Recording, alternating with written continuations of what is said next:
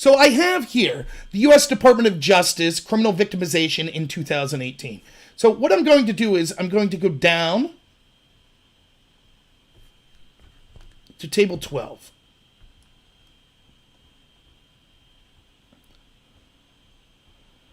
Scrolling. This is fun for everyone, huh? I should have had this set up. All right, now let me see what you all can see. Here's table 12. Table 12 is the percent and number of violent incidents by total population, victim, and offender demographic characteristics in 2018. Now, let me first tell you why I'm doing this. I'm not someone who wants to say poor white people or poor people that look like me or from my community, we're more victims, we have more victimhood. I have no interest in doing that. The reason I'm doing this is the prevailing narrative in this country is that our institutional systems are racist. The fact that blacks are 2.25 or 2.5 more likely to be shot by police proves that police officers are racist or police departments are systemically racist, and that there is this epidemic of white people being racist towards black and enacting violence on black people. So I'm not saying this to say black people are inferior. I'm not doing this to say white people are the real victims and woe is me as a white person. That's not what any of this is about. This is about using data, real data, to rebut the narrative that is taking control of our country and allowing things like riots, allowing things like the destruction of our history, allowing things like the canceling of people if they don't support this Marxist movement. It's about them saying that science is racist.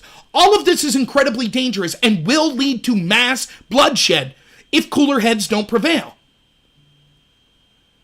Going to the data and the objective truth is always what we should seek to do. Now, let me first start by saying that the statistics that are cited are, well, blacks are 2.5 times more likely to be shot by the police, therefore that proves racism. It does not, because you would ask yourself, why is that? What is the reasoning behind that? Could racism be a factor? Absolutely. Could there be other factors? Of course there could be. To me, it seems evident that the most important factor would be, take skin color out of the equation. If police are in communities where there's a lot of violence, there would be more likely to be violent interactions with the police, both justified and unjustified from the police's end.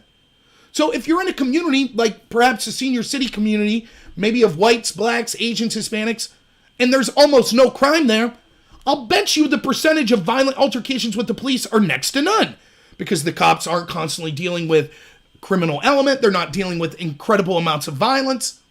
But if you're in inner city Chicago that's like a war zone, then of course the police fear for their lives, they're dealing with violent criminals more often, and so they're more likely to justifiably or unjustifiably use force.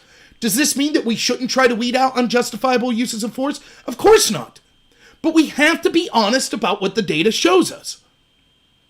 And so we go to what we have is the most recent numbers I can find, but it's the Bureau of Justice here and their victimization survey that calculates these crimes, and it does so by things like age, by things like gender, by things like ethnicity. So the first thing I want you to look at is, you'll be able to see here, let's go to the area that says sex. So we have male and female.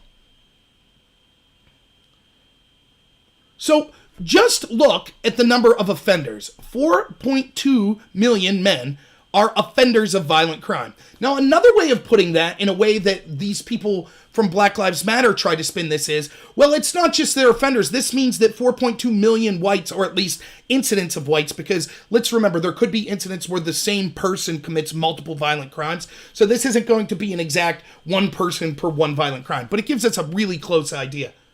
So they would say, look at the discrepancy between male and female there. Only about 1 million for female that were violent offenders, but 4.2 million for male.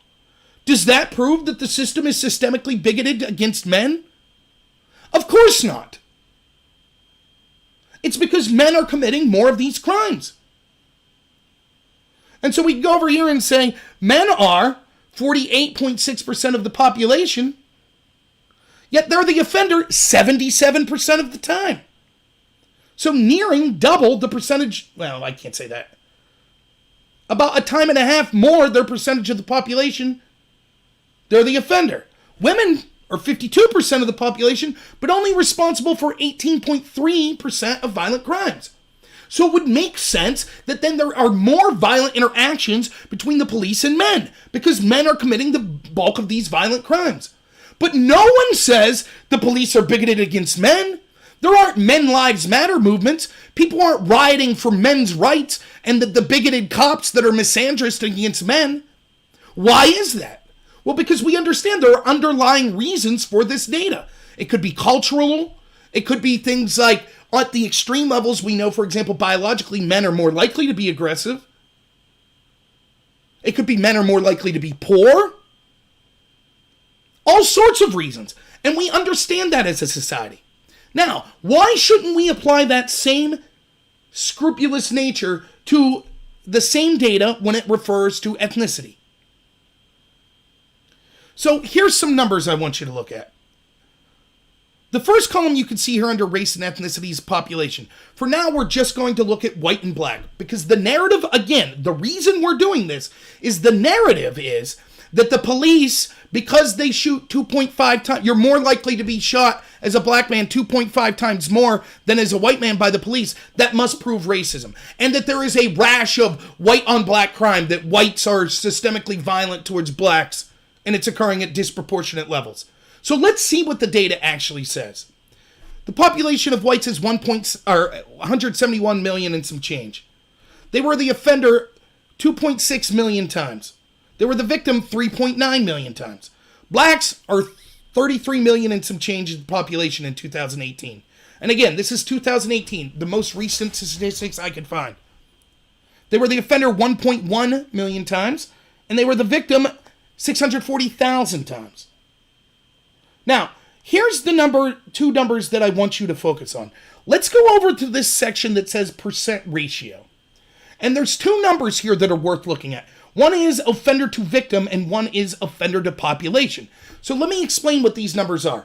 Offender to population is the ratio that you're likely to be an offender based on your population in that area. For example, we know that blacks make up about 12% of the population, as the 2018 numbers show. Yet, they're the offender in 21% of all violent crime.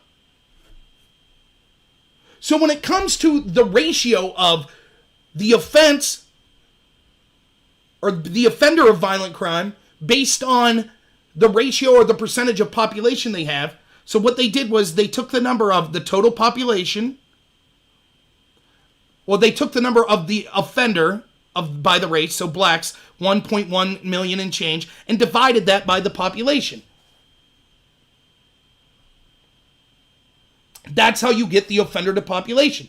And blacks are 1.8. Now compare that to whites that are 0.8. In other words, blacks are twice as likely, more than twice, almost 2.5 times more likely to commit violent crimes than whites. It's about 2.25.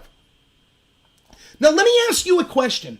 Do you think it's an accident that it's almost identical that police are 2.5% more likely, or 2.5 times more likely to shoot blacks? And it's almost that identical number that blacks are about 2.5 more times likely to commit crimes? Do you think that's an accident? Of course it isn't.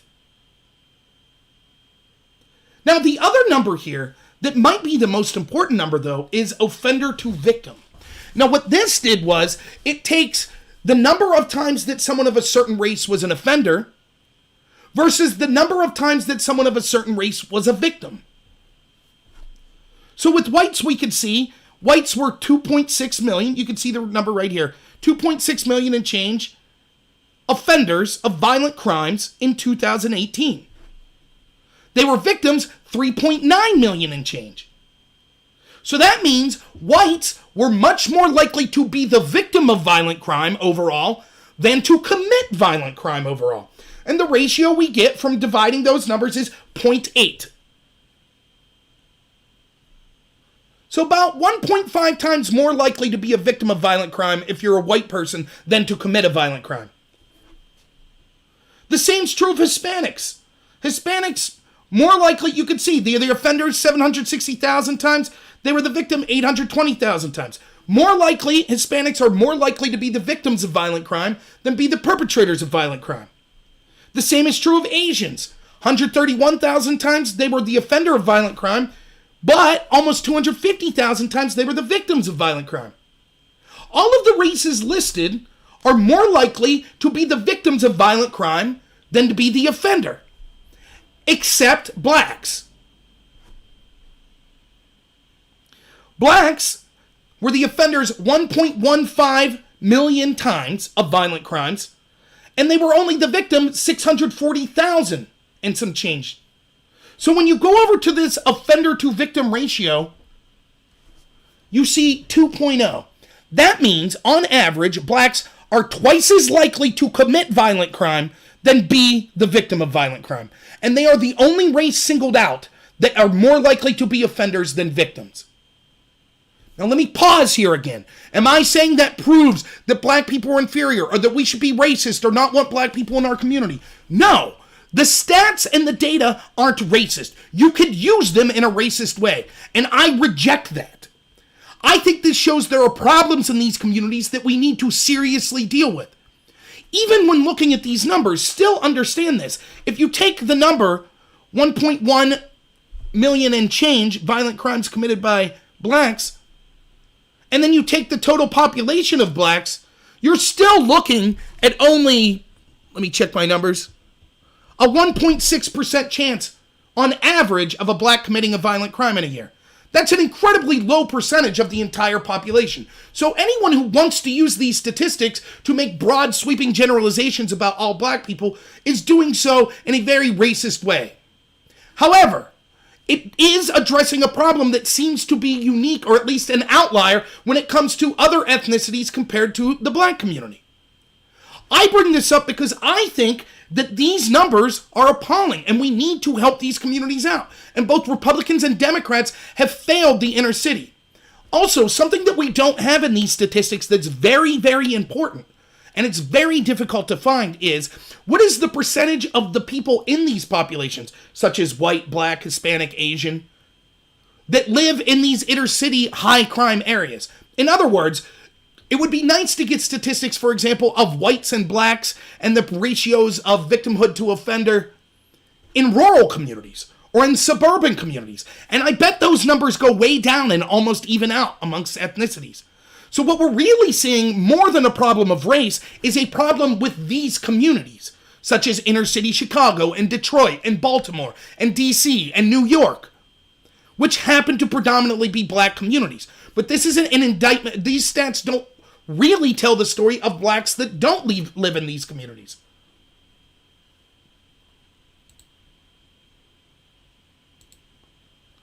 So, we see that there is a problem. That the only race that's more likely, 2-to-1, which is an incredibly high ratio, 2-to-1 more likely to be offender than the victim of violent crime. And that's the important thing to remember here. This is referring to violent crime, not parking tickets, not things of that nature, but violent crime. So we can see that the numbers, the ratio almost exactly adds up. Blacks are 2-point-something times more likely to commit violent crime, and that's the exact number almost that they're more likely to be involved in violent altercations, including shootings with the police.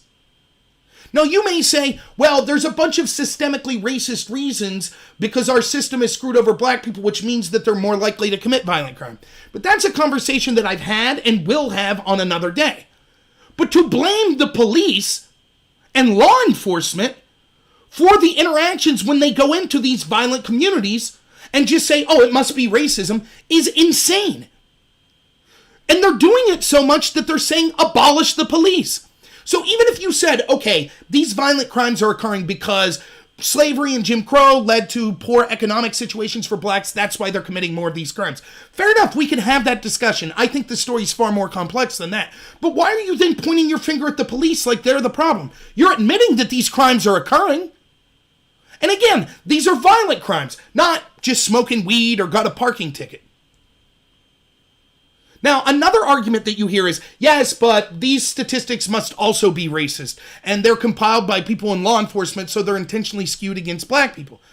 But that's not true, because one thing that we could agree on, as this survey shows, is the predominant way that crime occurs racially is intra-racially and not inter-racially. In other words, blacks are more likely to commit crimes of violence against blacks, whites are more likely to commit violence crimes against whites, Hispanics against Hispanics, Asians against Asians, etc. And that's for various reasons, but the most simplistic of which is you're more likely to commit violence against people you see every day. So if you live in a community that's predominantly black and you're black, you're more likely to commit crime against the people that are predominantly black. So given that we know that, let's for a second not look at the offender. Let's look at the victims. So not only do blacks make up 50% plus of homicide offenders, they also make up 50% of homicide victims. And we know that most of the time it's people killing each other within their own race. Do you think the police are making up these bodies? The 7,000 something odd blacks that were killed last year? You think the cops just made that up? You think that rural whites are coming into inner city Chicago this weekend and killing 14 blacks, including a 3-year-old toddler? Or do you think it's more likely gang violence? So is it just a coincidence that the victim numbers almost directly add up to what we see with the offender numbers when it comes to homicide? Again, making up a violent crime statistic in a police department, if your argument is they're so racist, they're just making up crimes. Maybe you would be able to make that argument with speeding tickets, with drug usage tickets. But when you're talking about violent crimes, you have a victim. And the idea that the police are en masse creating fake victims just to blame blacks for violent crimes is nonsense. Now, that explains this interactions with police. At least it goes a long way to explaining. So the idea of just looking at the data and saying, if there's a discrepancy, that proves racism. Well, we would never do that here. You wouldn't just say, wow, blacks are the only ethnicity that are more likely to be offenders of violent crime than victims. In fact, they're twice as likely to be an offender than a victim of a violent crime. We wouldn't just stop there. We'd say, what are the underlying reasons? So why is it different when we talk about police interactions with the black community? But there's also this narrative that there's a rash of violence from whites to the black community.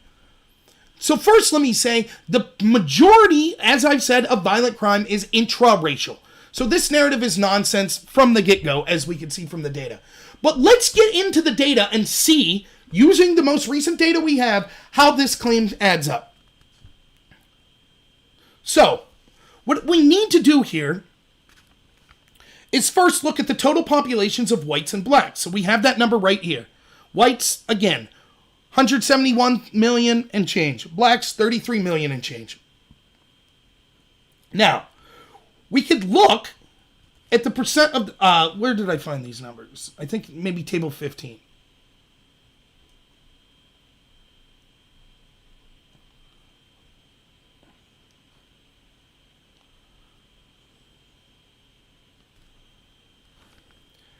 We see in this chart the percent of violent incidents and percent of the U.S. population by victim, race, or ethnicity in 2018. Actually, let's go back up to table 12. I think that's the one I actually want.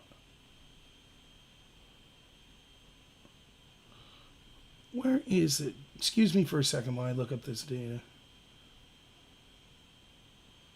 Well, it's not that table. It might be 60. Here it is, table 14. Percent of violent incidents by victim and offender race or ethnicity in 2018. So we'll go back to those population numbers, but just keep that in mind. 171 million whites, 33 million blacks, and some change. So the number of violent incidents that occurred, victims, there were 3.5 million violent incidences of victims that were white. With blacks, there were 563,000 incidents of victims that were black. So let's start with the white. 3.5 million, 15.3% of those crimes of violence against whites were committed by blacks. So if we do the math, 15.3% of 3.5 million, that number there is 547,948 instances of violent crimes perpetrated by blacks against white. So over 500,000. Now, let's go to blacks. Blacks had 563,000 and some change violent incidents where they were the victim. 10.6% of the time, that was committed by white people. So if we take that number, 10.6% of this 500,000 number is 59,777. So let's just look at the raw number. According to these statistics, in 2018, there were 547,948. Over 500,000 instances of violent crimes where blacks were the perpetrator against white. That's almost the entire amount of violent incidents that occurred in the black community. Now, whites against black, 59,000 and change. Now, when we factor in the total population number and that there are far fewer blacks than whites, we could start to get an idea of what, on average, a chance of a particular member of a race would be to commit violence against the other race. In this case, looking at black to whites. So, for example,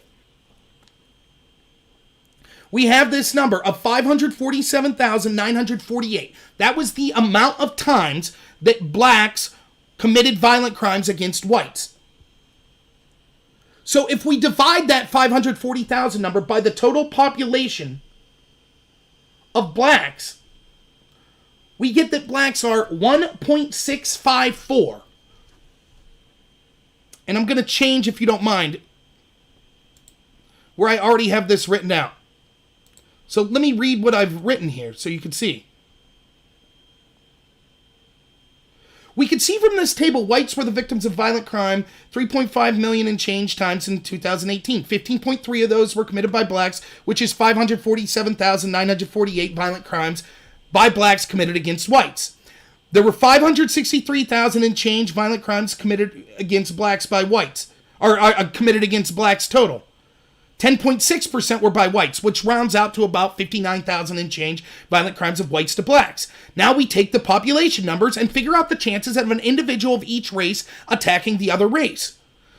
547,948 instances of black violent crimes on white, divided by the total population of blacks, which is 33 million and change, gives us a percentage, 1.654 on average, of a black person committing a violent crime against a white. 59,777 violent crimes of whites committing against blacks, divided by the total population of whites, which is 171 million and change, gives us a percentage of likelihood on average of a white to commit a violent crime against blacks, which is 0.035%. Lastly, we take the percentage likelihood of blacks to commit violent crimes against whites and divide that by the likelihood of whites to commit violent crimes against blacks. That'll give us a final number of how much more likely a black person is to commit violence against a white. So we take the percentage chance of a white to commit violence against blacks, which is 0.035%, and we divide that by the percentage of a black on average likely to commit a violent crime to white, 1.654, and that gives us 47.257. Now, all of this data-heavy stuff, it seems boring. What I just showed you is, in 2018, blacks were 47 times more likely to commit violence against whites than vice versa. 47 times! Have you heard any of these institutions talk about a rash of violence from the black community against the white community? Anywhere? You'd be called a racist for even discussing this. I'm sure I'll be called a racist. I'm not using this data, again I'll say, to say blacks are inferior. I think we need to look at the reasons underlying these numbers. Cultural reasons, fatherless reasons, education reasons, poverty reasons, living in high population density areas. This victimhood mentality. encouraging people in certain communities to racially hate other people because you say those racial groups, whites are horrible and they hate blacks and they're all racist. That's why I bring this up. The data does not back up their narrative. It disproves their narrative. Yet to even discuss the data gets you called a racist. Thank you, Freebird. I knew someone would. I'll repeat it again if you want. I'll go back to the numbers. Here's what you need to know. The numbers I've cited. Blacks are close to 2.5 times more likely than whites to commit violent crimes. That's the exact number. Of course, it's not exact, but it's close to the exact number of how many times more likely they are to be shot by police. Do you think that's a coincidence?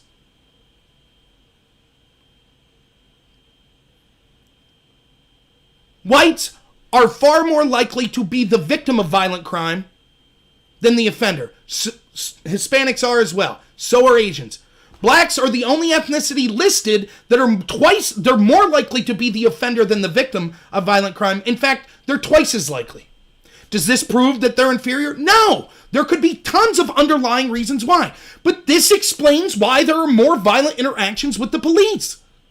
So saying get rid of police departments because they're shooting unarmed black men at a record pace because of racism is a lie. The data doesn't back it up. Now, as to the narrative of whites are out using systemic violence against blacks, it's not true. Again, let's go back to this real quick so you can see. We can see from this table, whites were the victims of violent crime 3.5 million times in 2018. 15.3% of those crimes were committed by blacks, which would round out to 547,000 and change violent crimes by blacks committed against whites. There were 563,000 violent crimes committed against all blacks in 2018. 10.6% of those were committed by whites, which rounds out to about 59,000 and change violent crimes of whites on black. Now we take in the population numbers.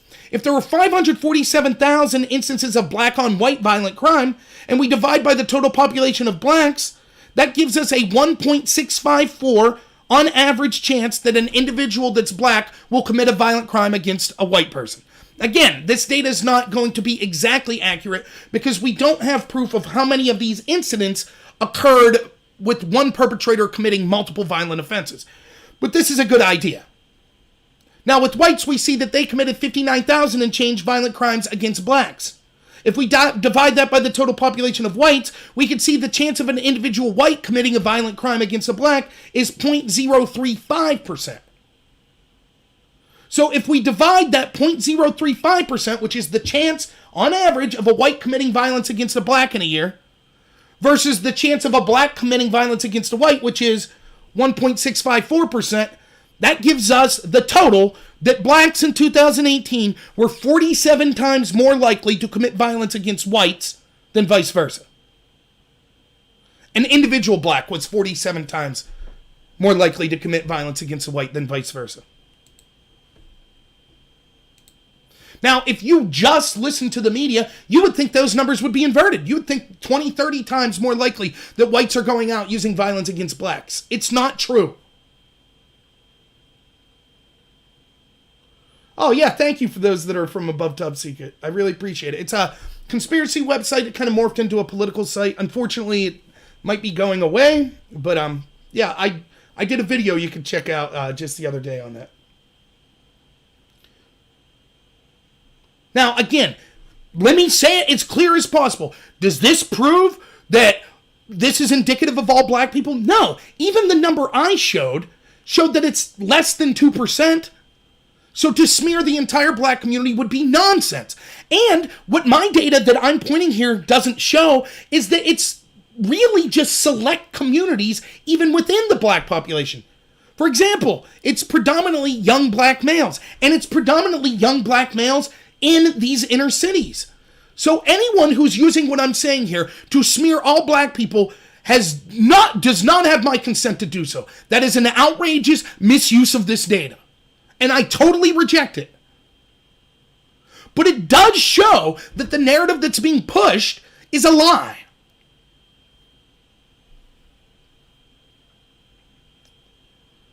So I don't know how long I went there, 20, 30 minutes. I might clip that, and I hope that that gives people some sort of basis to be able to start to argue against this argument. Oh, but blacks are 2.5 times more likely to be shot from police. That proves racism. No, it doesn't. That's almost the exact proportion of more likelihood they are to commit violent crimes per number of their population.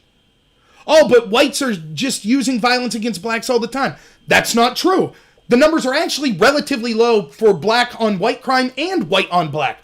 But if we're going to make interracial comparisons, an individual black in 2018 was 47 times more likely to commit violence against a white than vice versa.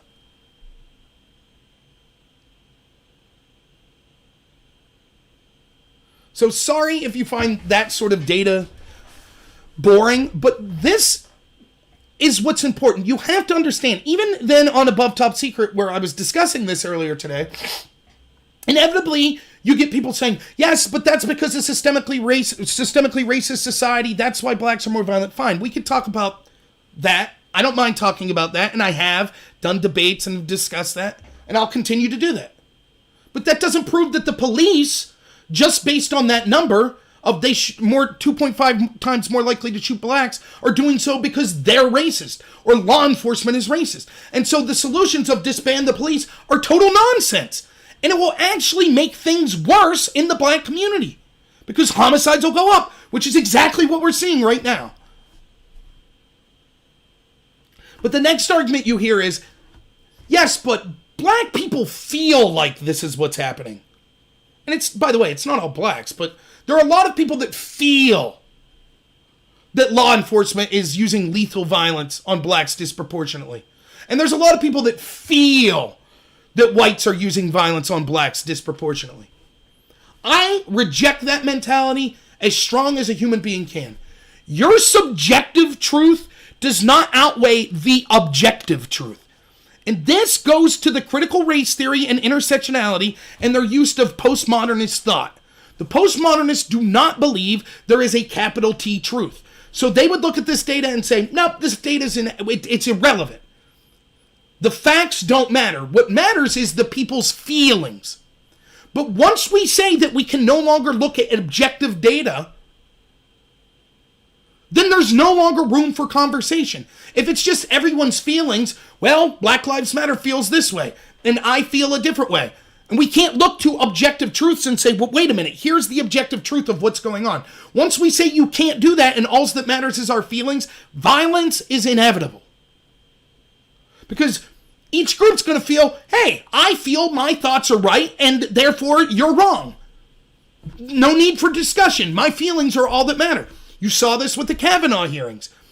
Cory Booker, Kamala Harris, who's probably going to be the vice president candidate, at least, which would make her the presidential candidate by default because Joe Biden's suffering from dementia. He's just an empty suit.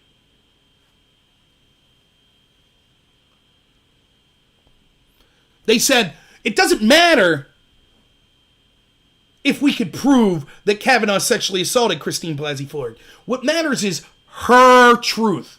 There were people literally making the argument that it was disqualifying for Kavanaugh to be on the Supreme Court because he didn't understand to Christine Blasey Ford, even if he knew he didn't assault her, he needs to understand she says he assaulted her. And so she's a victim. No, she's not if she wasn't a victim of a sexual assault. That's how insane this postmodernist logic takes you to. You have to apologize for raping someone even if you didn't rape them because they think you did rape them. That's insanity. We cannot exist as a society if we can't point to actual truths.